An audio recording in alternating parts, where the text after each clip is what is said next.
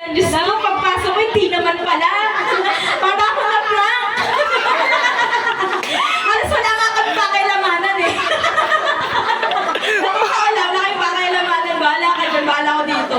Nakakatawa kasi Ma'am Dulce, go lang siya. Kung ano yung desisyon na, kung ano man sa klase ng desisyon namin, laging hati.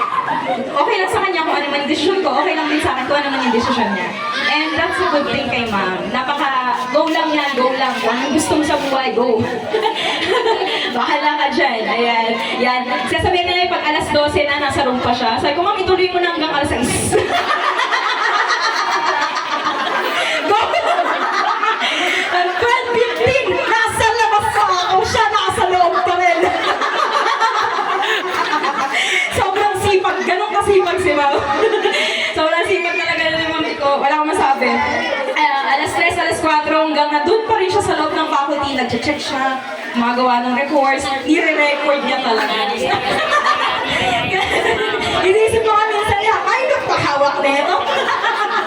Makatotohanan. Hanggang kahapon, yan, kasabay ko rin siya, bumalik din kami sa school, kami dalawa, siya nag-check pa rin.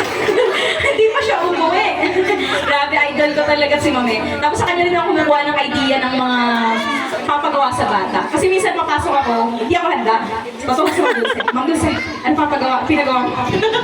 Sabi niya, ito yung ginawa ko, ito yung gamit ko, ayan. Hindi nagkakaroon ako ng idea. So, ayan, hindi niya ako ginatch as bagong teacher. Yun lang ako, tinulungan niya ako as bago. Ayan, kung ano man yung kailangan ko, tinulungan niya ako. And I'm so thankful to you, Ma'am. Sabi ko, anong gagawin ko mang wala ka na? Siya wala. Wag lang doon. Kaya niya lang bibitaw daw sa mga ka. Wag lang doon. Mukhang masaya ka naman doon. So, yan, thank you so much. And for our next message, Ma'am Melba.